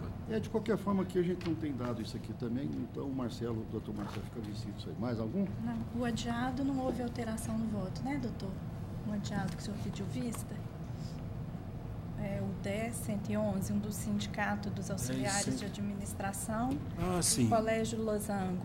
Então, esse aqui que aquela advogada falou que a sustentação, na sustentação que havia outro... pedi para você olhar. Isso, eu olhei e o voto é de Vossa Excelência.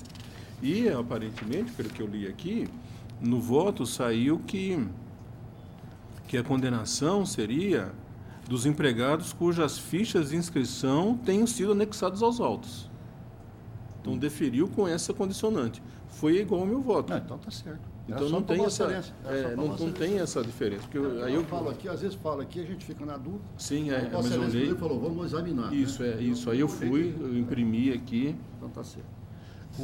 Então agora vamos para o doutor Marcelo, né? Sim, senhor. Marcelo. Processo da relatoria, doutor Marcelo. Segundo votante, doutor José Murilo. Terceiro votante, doutora Nemar. Número 35 da pauta, RO 11-969-76-2017.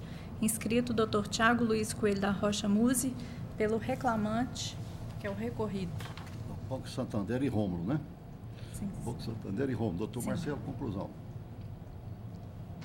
Senhor presidente, com muita contragosto, eu conheço do recurso ordinário, rejeito as preliminares e, no mérito, nego-lhe provimento. Está negando provimento. Valeu a pena esperar. Então tá bom. PLR para aposentado. Fazer o quê? O próprio banco admite que se comprometeu a pagar, não tem como. Tá certo, tem que pagar. Tem jeito. E banco precisa pagar mesmo. Banco está ganhando demais. Então, muita contragosto. Bom, então a decisão unânime nos termos do voto do relator. Boa tarde, prazer. Mais algum? Não, excelência. Então, tá bom. Número 13 da pauta, AP 10.257-92. Marcelo, teu pai é aposentado, ele não recebe, não? Não. Ali, às vezes pode reclamar.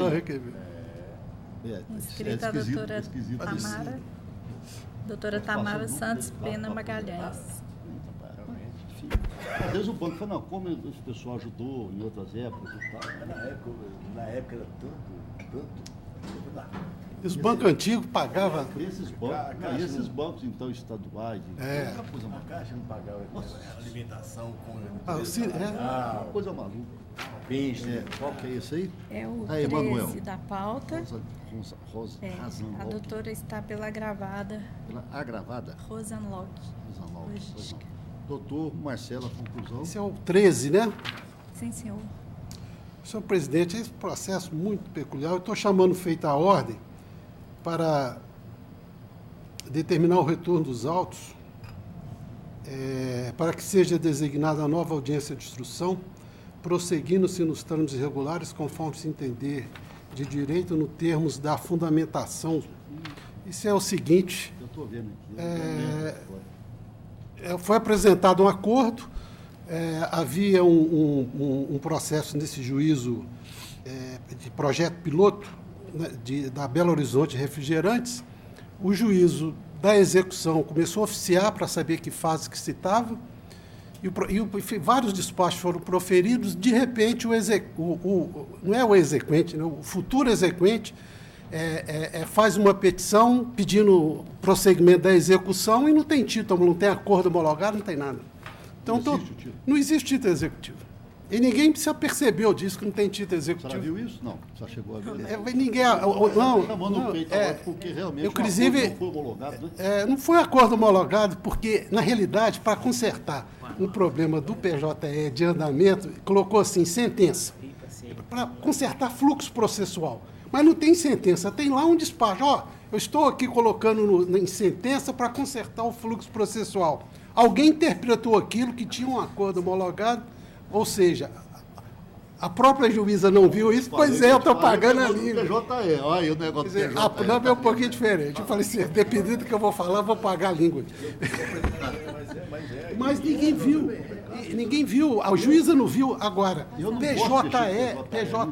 é muito difícil, porque no processo físico, você fazer assim... Processo físico, a gente está... PJE, se você tremer a mão, se tremer a mão no PJE aqui, passa 2 páginas, você não vê. Não, é complicado. Bom, então até para a empresa é melhor, já que não tem nada lá, nem execução, não tem nada, tem que ver o que está me causando muito espanto, realmente. Embora a gente tenha entrado nesse processo já em fase de execução... Não existe tipo. Uma fase entrou no processo que não existe a fase aí. Não, fase que não existe. Mas aí eu só espera um pouquinho, porque o exequente estava muito assodado em receber, então ele se intitulou exequente. Na verdade, Excelência, esses processos e também outros dessa mesma procuradora têm tido vários atropelos, acordo que é homologado e depois... eu estou na primeira instância, eu sei que tem isso mesmo, é uma pressa de receber e fica aquela ansiedade, enfim... Mas, enfim, então, aí está examinando, a senhora vai ver o voto depois e vai verificar, tá bem? Então, a decisão unânime. Quando eu vejo assim, um voto assim, compulsando os autos de processo, como é que compulsando, né? É a mesma coisa, como é que o camarada fala assim, agora eu estou fazendo assim, devolvam-se os autos à origem, eu estou falando, disponibilize os autos à origem, porque não tem devolver. Remete os autos ao Ministério Público. Está remetendo nada. Alguém tem que a gente tem que ir adequando o linguajar, né? Tá bom. Mas então, vamos. Estou plagiando, senhor. Você coloca disponibiliza. Apareceu como é que você vai devolver? Antigamente devolve-se os autos. Hoje você disponibiliza, porque o trem está tudo aqui. Tem que bater palma para eu falei. Eu estou usando o termo, senhor. Na hora que eu disponibilizo o processo, eu disponibilizo os autos. Mas e também até para o Ministério Público disponibiliza os autos. O Ministério para emissão de parecer. E o exequente? Não disponibilizar, você não tem. É um dinheirão. Exatamente. Bom, então vamos continuar. Número 28 da pauta, RO 11.399-10/2016. Inscrito Dr. Eric Teixeira Salgado, pelo reclamante, que é o recorrente. Alexandre de los Reis, telefônica. Doutor Marcelo, né? Senhor presidente, eu conheço do recurso ordinário interposto pelo reclamante e, no mérito, dou-lhe parcial provimento para condenar a reclamada ao pagamento de forma simples das férias do período de 17 de 8 de 2015 a 5 de 9 de 2015, acrescidas do terço constitucional. Inverto os ônus da sucumbência com custas processuais a serem pagas pela RER no valor de R$ 140, calculado sobre o valor da condenação fixado em R$ 7.000. Então está interferindo nesse período de férias. O senhor quer se manifestar, só tem a palavra. Boa tarde. tarde a todos. Boa tarde. Esse processo, Excelências, ele traz... tem uma série de questões que eu pretendo levantar. Perfeitamente. Mas, num primeiro momento, o ponto inicial diz respeito à utilização feita pelo juiz de origem de uma prova emprestada. Essa prova emprestada, inclusive, é de um processo meu, é da esposa do próprio reclamante, mas, no dia da audiência de instrução, a reclamada não levou nenhuma testemunha. Não tendo levado testemunha, ela pediu ao juiz de origem que permitisse a utilização dos depoimentos colhidos no outro processo. Eu fui contra, registrei os meus protestos e reiterei o pedido, fiz o pedido de nulidade da utilização dessa prova em sede de recurso ordinário. Todo mundo sabe que o juiz é o destinatário da prova e tem ampla liberdade para conduzir e buscar as provas necessárias. Mas também já há um entendimento pacificado, inclusive no âmbito desse TRT. Eu tive o cuidado de trazer julgados praticamente de todas as turmas, no sentido de que, muito embora o juízo possa e deva buscar instruir o processo, não é possível impor a utilização de uma prova testemunhal, de uma prova emprestada, perdão. E é com base nisso que eu peço a nulidade dessa prova, tá? Que ela seja desconsiderada, seja retirada dos autos e o julgamento seja feito sem a utilização dela. Não se utilizando essa prova, não há, ao meu entendimento, evidentemente, outra solução senão o provimento do recurso, Excelências. Por quê? A única testemunha ouvida nos autos é a testemunha Miguel Adolfo, que é justamente o superior hierárquico imediato do reclamante e de todos os paradigmas apontados. Essa testemunha, que foi ouvida por carta precatória lá na cidade do Rio de Janeiro, ela atesta de forma clara, de forma expressa, que o reclamante e os paradigmas exerciam as mesmas funções, tinham produtividade e perfeição técnica iguais. A reclamada não faz nenhuma prova em sentido contrário. A única questão, o único ponto que ela utiliza para combater esse entendimento do reclamante está justamente no depoimento prestado, nessa prova emprestada, cuja utilização eu contesto. E, de toda forma, a única coisa que é dita nesse depoimento é que haveria uma diferença de metas, que a diferença entre os paradigmas e o reclamante seria no que diz respeito às metas. Primeiro ponto, o próprio Miguel, que era o superior dos dois, não fala absolutamente nada sobre metas. Ele diz de forma expressa que havia a mesma produtividade, a mesma perfeição técnica. Todos os requisitos do artigo 461 da CLT estão presentes. Além disso, ainda que assim não se entenda, então, de fato existia, vou entender que existia meta diferente. Imaginem os senhores, façamos um exercício aqui. O vendedor A tem uma meta de R$1.000 por mês. O vendedor B tem uma meta de R$2.000 por mês. Ambos chegam no final do mês e vendem R$3.000 por mês. A produtividade é a mesma? Me parece evidente que sim. O artigo 461 da CLT fala que as atividades devem ser as mesmas. As atividades eram as mesmas. Portanto, não tem qualquer razão para não se deferir o pedido de equiparação salarial conforme formulado. No que diz respeito à política de transferência, me causou bastante estranheza a decisão originária, porque foi trazido aos autos, junto da petição inicial, um documento que diz que foi feito pela própria empresa, que traz a política de transferência. Nele se estabelece que, em caso de transferência por iniciativa da empresa, é devido o pagamento de uma série de benefícios que lá estão. O regulamento está todo lá. A sentença fala que, de fato, houve a transferência por iniciativa da empresa. Porém, o reclamante não teria comprovado os gastos. Isso não é requisito, isso não está presente na política de transferência. A reclamada sequer contesta nesse sentido, e que eu não teria declinado quais eram alguns dos benefícios, que exatamente não me recordo. Mas esses benefícios estão presentes no próprio documento. Então, se o juízo de origem reconhece que há uma transferência por iniciativa da reclamada, evidente, nos parece que seria devido o pagamento das políticas ali previstas. Num outro aspecto, eu faço o pedido de pagamento de comissões, que, pela seguinte razão, a reclamada estabelecia metas, tá? Se o empregado cumprisse essas metas, em teoria, ele teria direito a receber essas comissões. Só que tem, vamos dizer, uma armadilhazinha ali. Além do trabalhador cumprir as metas do vendedor, fazer aquela quantidade de vendas que foi estabelecida para ele, era necessário também que houvesse a ativação de um valor X de contratos. O problema está no seguinte fato: quem faz essa ativação não é sequer o setor da reclamada. E isso a própria testemunha deixa isso claro no depoimento dela também. O reclamante e ninguém do setor tinha qualquer ingerência sobre essas ativações. Por quê? Porque esse outro setor ele tinha metas próprias, e as metas eram diferentes. Vamos dizer o seguinte: esse setor ele tinha que ativar 1 milhão em contratos. Se ele ativava 1 milhão em 2 contratos de 500 mil, ou em 10 contratos de 100 mil, e assim por diante, não fazia qualquer diferença. Então, o reclamante e os seus colegas não tinham qualquer possibilidade de fazer qualquer gestão com relação a isso. Então, parece-nos que não é adequado aceitar que uma empresa estabeleça metas, ok, não tem problema nenhum, mas metas que dependam do próprio empregado cumprir. Não se pode exigir que, para o empregado receber remuneração variável, ele dependa do cumprimento de metas por outros setores com os quais ele não tem qualquer relação ou qualquer gestão. Então, em função disso, e apenas um detalhe,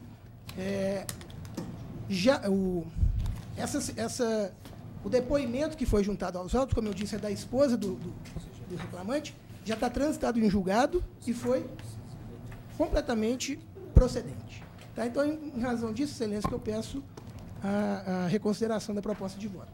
Perdão. Não, as questões estão todas examinadas. Qualquer dúvida eu... Inclusive, essa questão da prova emprestada, o CPC não tratava dessa matéria. A jurisprudência que tratava dessa forma. A prova emprestada tinha que depender da aquiescência da parte contrária para ser utilizada. Hoje, o CPC já traz essa figura da prova emprestada. Só diz o seguinte: o juiz pode ser utilizado desde que se abra a vista para a parte contrária. Não exige mais aquiescência. É só que se abra o contraditório. Ou seja, você não pode impugnar o uso da prova emprestada, você pode impugnar o teor da prova. Hoje, pelo CPC novo, você pode verificar que antigamente o CPC não tratava dessa questão. Hoje ele trata especificamente dessa prova emprestada e fala dessa forma, desde que observado o contraditório. Então, até o Dr. Marcelo cita aqui um acordo do Dr. Zé Roberto, ministro Zé Roberto, com quem eu tive o prazer de trabalhar na 5ª turma, mas aqui ele ainda está batendo na regra antiga, eu já estou batendo na regra nova. Bom, então eu peço ver a sustentação e estou acompanhando o doutor Marcelo. Doutor César ou doutor Anemar? Sou eu. Doutor Anemar. Eu também estou de acordo com isso, justamente dessa alteração, né? Antes estava sempre... Exatamente. Então, com a devida venda da sustentação, e qualquer dúvida também, está tudo no voto, qualquer dúvida pode esclarecer por embargo declaratório, que nós sempre temos o maior prazer de consertar o que está errado. Aqui, ó, o juiz poderá admitir a utilização de prova produzida em outro processo, atribuindo-lhe o valor que considerar adequado, observado o contraditório. É o que está na CPC. Não foi aberto vista, não teve nada, né? Não, só teve vista na hora, não teve. Depois, na hora que o senhor recorreu. Não, no processo originário ele teve vista, impugnou, apresentou o contraditório. Sim, mas de qualquer forma aí é a questão de embargos aí, tá bom? Mas embargo a gente sempre esclarece. Esse dia eu ainda separei 3 processos aqui, que eu achei que tinha tanta matéria aqui, que eu achei que estava meio truncado, num truncado, no outro, não sei o que, já separei lá, na hora que entrar o embargo, vamos unificar isso aí, uniformizar. Próximo. Número 29 da pauta, RO 11.426.08/2016. Inscrita a doutora Glenda Rezende, pelo reclamante, que é o recorrente. Reclamante recorrente. Doutor Marcelo, conclusão. Eu estou conhecendo, senhor presidente, o recurso interposto pelo reclamante Estou, em síntese, reconhecendo a responsabilidade subsidiária da União Federal e mantido o valor da condenação, por quando ainda compatível, estou dando provimento. Está dando provimento para reconhecer, tá bom? Obrigada, excelência. Infelizmente, a senhora tem que aguardar até agora, mas eu falei que nós íamos terminar. Não me Mas importa até de que aguardar, não. Eu gosto de ouvir o debate dos Então, tá senhores. Eu estou de Obrigada. acordo, doutor Neymar de acordo. Eles são unânimes seus votos, relator. Pois não?